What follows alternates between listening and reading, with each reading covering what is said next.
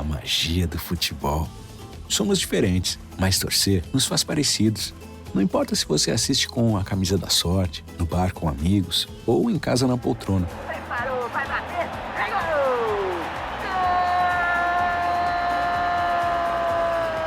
Se você é o que grita mais alto, o que só comemora depois do replay, cada um torce do seu jeito. Coca-Cola, torcer é pra todos. Não é tempo técnico, mas é intervalo aqui no podcast. Já imaginou se seu time tivesse um seguro para não perder nunca? Pois é, isso não existe. Mas com a Zurich Seguros, quem não perde nunca é você. Na Zurich Seguros, os planos se adequam às suas necessidades em qualquer momento da sua vida. Seja seguro de auto, residência, vida e muito mais. Diferente de alguns times, na Zurich Seguros você pode confiar. Para saber mais, acesse zurich.com.br ou consulte seu corretor. Meu nome é Cairo Santos e eu sou o kicker e único brasileiro jogando na NFL. Cada chute, cada jarda conquistada, cada passo me levou para mais perto dos meus sonhos. Agora, a cada R$200 em compras com seu Visa cadastrado, você tem a chance de ficar mais perto do sonho de assistir ao Super Bowl 59. E usando o seu cartão de débito, você ainda concorre a prêmios diários de até R$1.000. Não importa o tamanho do seu sonho, dê o primeiro passo. Visa, apoiando seus passos aonde você quiser chegar.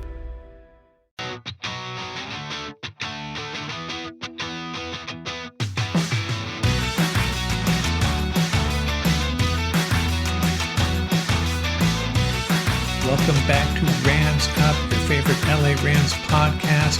We are part of the Fans First Sports Network. You can follow us on our YouTube channel as well, at LA Rams Up. I'm your host, Mark. I'll be joined occasionally by my football gurus, Paul and Ian. Let's get to it. What's going on, Ram fans? Mark from Rams Up here. I'm going to have my preview of the Rams-Dolphins game coming up here in a second. Adding some additional context and details, follow on to what Ian, Paul, and I discussed on the Wednesday night roundtable. Get through some injury news first, and there's a significant development. Tyreke Hill missed Friday's practice, dealing with a wrist injury. Now, if he can't go, that really simplifies the challenge this Rams secondary will be facing. Hill, one of the most, well, he probably is the most dynamic, speediest receiver in the NFL. And if he can't go, that's a really big deal. Right tackle Austin Jackson also did not practice. He's dealing with a knee issue. And safety Javon Holland and tackle Teron Armstead also limited. I suspect they will both go, though. But really big deal. Tyreke Hill potentially out and Austin Jackson likely missing this game. And the way this Rams defensive front has been playing, a backup right tackle for the Dolphins is not ideal from their perspective, that is for sure. On the Rams side, Cameron Curl, Kevin Dotson, and Demarcus Robinson were all listed as questionable. Rob Havenstein is out, we know that already, and Neville Gallimore, the defensive tackle, did not practice, so I suspect he is out as well. Now, Jonah Jackson and Steve Avila look like they could return. I think I'd put more money on Jonah Jackson. Now, if Kevin Dotson can't go, that kind of solves that problem. If Dotson and Jackson can go, that would probably put Justin Dedich on the bench. And if Steve Avila can also go, wow, Rams have a really nice problem facing them. Which offensive lineman to bench? I assume it'd be Bo Limmer, but he's played pretty well. Rams have a really nice problem on their hands, and Ethan Evans trending towards playing. Jordan Whittington also full go, as was Josh Wallace and Charles Woods. And the problem the Rams are facing along the offensive line might be the same deal at wide receiver if Demarcus Robinson can go and Jordan Whittington is also good to go. Another dilemma, which wide receiver is out. Maybe they hold back Whittington for another week. Maybe Xavier Smith sits, or if DeMarcus can't go, Whittington would be active. And a quick note here, Russ Yeast is with the Cardinals now, signed to their practice squad. So good for him. Nice to see him bounce back. Man, I thought he was a decent player at times for the Rams. Did not make sense for him not to be on an NFL roster or practice squad somewhere. Before we get to my preview, some things to know about this game. First, a stat to know. Well, we've talked about this. The Rams defense has scored in 4 consecutive games. According to the Elias Sports Bureau, only 2 teams have done that in 5 straight games. The 1994 Raiders and the 1952 Rams. Man, the Rams sure do pop up a lot when we start looking at the historical record books, usually on the offensive side. In this case, the defense scoring. Here's a little betting tidbit for you. The Dolphins are 1-7 against the spread in their last 8 games as underdogs. And they are underdogs here. The spread is 1 point, which would indicate, if this holds true, Rams come away with a win. I scoured the internet to see what the experts are saying about this game. USA Today, 3 of the 4 experts have the Rams winning. ESPN, 7 of 11 had the Rams winning. NFL.com, it was a clean sweep. All 5 picking the Rams. And CBS Sports, it was 7 experts picking the Rams, 1 picking the Dolphins. So overall, adding that up, 22 experts picked the Rams and 6 picked the Dolphins. The spread is sitting at 1 point right now, and the over-under is 50.5. Now, I don't know how much Tyreke Hill's absence would affect that. I think that point spread would go up at least 0.5 point, and the over-under might actually go down with no Tyreke Hill on the field. By the way, the Rams will be wearing their royal blue jerseys with yellow pants, that classic look we all like. Dolphins will be in their road white. You know, it might be a good time to start thinking about bringing back my path to the playoffs segment, and I'm going to do a little dive into it right now. The Rams are 4-4, and I think the consensus is they need to get to 10 wins. They actually may need to win the division, and 10 wins might not do it, but let's just roll with how do they get to 10 wins? Well, they're 4-4 with 9 games left. Now, I don't want to take any team for granted and assume they're going to win these specific games, but they need to beat the Patriots and the Saints. And I think they need to close out with 3 straight wins against the Jets, Cardinals, and Seahawks. 2 of those games at home. They got to travel to New York, and that'll be a tough one. So that gets them to 9 wins. And then the other games, they got the Dolphins and Eagles at home, the Bills at home, and then they travel to Santa Clara. Now, this Miami game may be their best opportunity to get that extra win. And that's how important this game is. Now, if they lose, is it all over? Absolutely not. They'll just need to beat a team like the Eagles, Bills, or 49ers instead. So I would feel much better if they got to 5-4 against the Dolphins here, 6-4 after the Patriots game, and then we'll talk about the Philadelphia Eagles coming to town.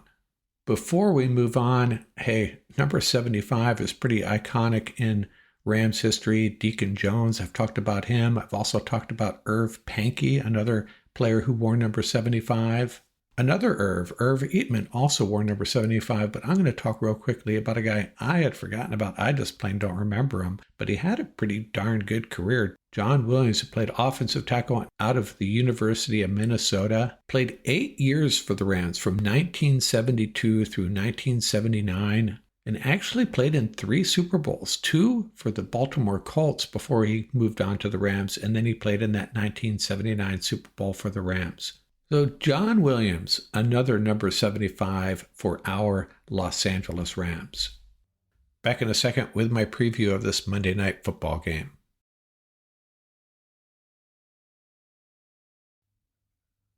Time for my preview of this Rams-Dolphins game. Monday Night Football at SoFi. Should be a good one. Dolphins lead this series 12 wins and 2 losses, and this is one of the teams Sean McVay has never beaten, so this will be the first. Last time they played November 1st, 2020 in Miami, the Dolphins 28, the Rams 17. That was Tua's first start, and it was pretty unimpressive, but Brian Flores' defense really took it to the Rams. Andrew Van Ginkel, he's with the Vikings now, had a 78-yard fumble return for a touchdown. Jakeem Grant returned a punt for 88 yards. Robert Wood scored both of the Rams' TDs. Jared Goff was 35 for 61. Talk about pass happy. The Rams and Sean McVay went to the air just a little bit, didn't they? The Rams have not beaten the Dolphins in 23 years since the greatest show on turf beat them 42-10. Rams favored by 2.5. Weather at SoFi will not be a factor. What have the Dolphins done so far this year? Well, they beat the Jags, then they lost 3 straight to the Bills, Seahawks, and Titans. In that Bills game, Tua left that game with another head injury, so they went with backups against the Seahawks and Titans, and they beat the Patriots with a backup. Then they lost to the Colts and Cardinals, and then they lost to the Bills again. So Tua missed weeks 2 through 5. They were 1-3. And with Tua, they were also 1-3. Some stats to be aware of. Tua, in the games he has played, 237 yards per game, 5 TDs, 3 interceptions. Devin Achane, 93 rushes for 420 yards. Pretty healthy 4.52 average, 2 TDs. Raheem Mostert, the ex-49er, 3.9 yards per carry and also 2 TDs. Tyreke Hill, 446 yards receiving, but only 1 TD. And Jalen Waddle, 310 yards, only 1 TD. Those are their top 2 receivers. Now, keep in mind, half of these games were without Tua, so their numbers have certainly been affected by that. On the defensive side, key guys, well, they brought over Jordan Brooks from the Seahawks. He leads the team with 62 tackles. Defensive tackle Calais Campbell, one of the best, 2 sacks. And then linebacker David Long Jr., he's often overlooked, very good player. And they brought over safety Jordan Poyer from the Bills. And then there's this cornerback, Jalen Ramsey. Well, we all know about Jalen. He is a really, really good player. Some stats to know about the Dolphins. They have given up the 7th fewest yards per game, 303 in the NFL. They're allowing 23.4 points per game. Really strong pass defense, 183 yards passing per game allowed, but they only have 10 sacks, which is a little bit surprising, right? Not getting to the quarterback all that much. I think only the Falcons have fewer sacks. Coach Mike McDaniel, former 49er offensive coordinator, he's in his 3rd year there. Their draft picks this year, 21st pick overall, Chop Robinson, the edge rusher out of Penn State. In the 2nd round, they took offensive tackle Patrick Paul out of Houston. He's a backup for now. And in the 4th round, running back Jalen Wright out of Tennessee. He's getting some action. In the 5th round, they drafted Muhammad Kamara, edge rusher out of Colorado State, and he's buried on the depth chart for now. And they also drafted Taj Washington, the wide receiver out of USC. Other free agents, they added linebacker Shaquille Barrett from the Bucks, and then he abruptly retired, so he is no longer with the team. Tight end Jonnu Smith, he's spent some time with the Falcons and Titans. Jordan Brooks, I already mentioned. Offensive lineman Isaiah Wynn and Aaron Brewer. Wynn has been out with an injury.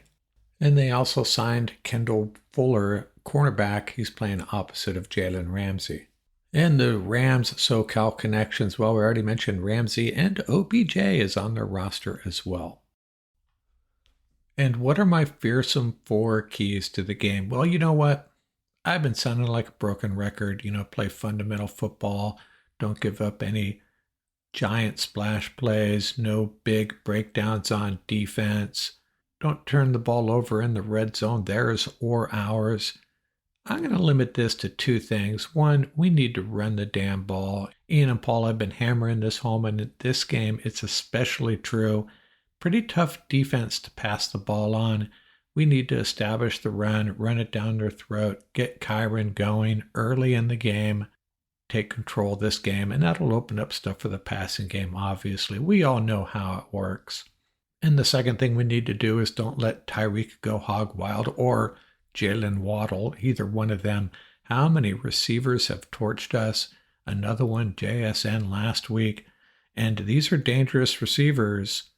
But I think with the pressure we can put on Tua, hopefully we can limit the damage they can do. But our cornerbacks are going to be very, very busy. They have a really big challenge. Not sure how Chris Shula is going to attack this, trying to contain these 2 wide receivers. Tyreke Hill, blazing speed. And complicating this task, Tua has an extremely quick release. one of the quickest, if not the quickest in the league. Really good at getting rid of the ball on tempo quickly to his primary receivers. Should be a lot of fun. Gonna be a stressful game. Rams are the better team. Monday Night Football, though, it's going to be electric at SoFi. I think the Rams squeak out a win. Rams 27, Dolphins 24.